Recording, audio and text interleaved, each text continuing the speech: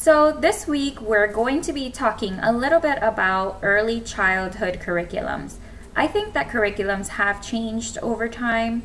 A long time ago, I guess it was pretty typical for the curriculums to mostly revolve around the teacher simply giving the students information. Most of the times kids just sat at their desks and teachers imparted knowledge, and the students were kind of passive learners, I guess you could say.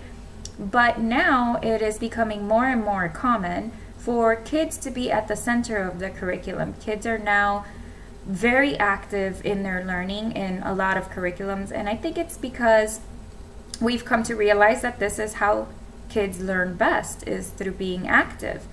And one of the curricular models that most reflects my personal educational philosophy is the high scope model.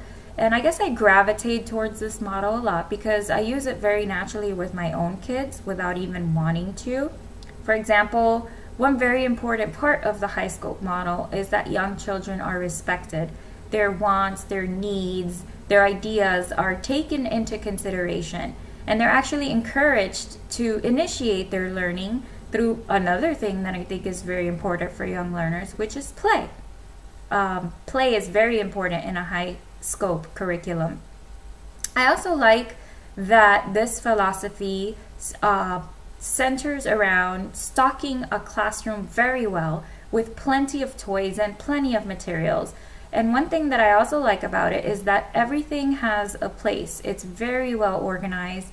There's lots of different centers like the Black Center or the Art Center, and kids just know exactly where to find what they're looking for, which I really like. I also like that there is a big variety of activities that kids can do in a high school classroom, but at the same time, the day is very predictable for them. I think that young kids like the safety of routine. They like knowing exactly what they're going to do next, and they thrive in this kind of environment. The high scope method also uses the plan, do, review technique. And a great example of this was given in the readings for this week's assignment, where the child came up with an idea for play, and right away the teacher will say, "Great, what do you need to get started?"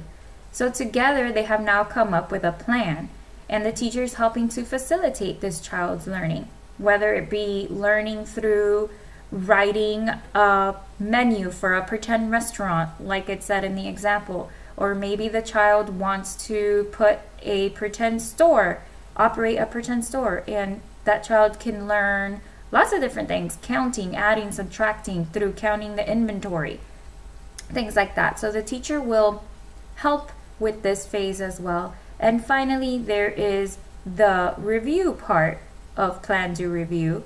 When the activity is over, together the child and the teacher will review what they have learned. And this step I think is often missed many times, but it's an important step. I think that students and even us as educators should stop and review what we've done in the activity or even in the day, and think about what we learned, go over the details, talk about what we liked or what we didn't like, what we could do differently in the future. I think this is an important step to take before rushing off onto the next activity. So this is the model that I like most. Thank you.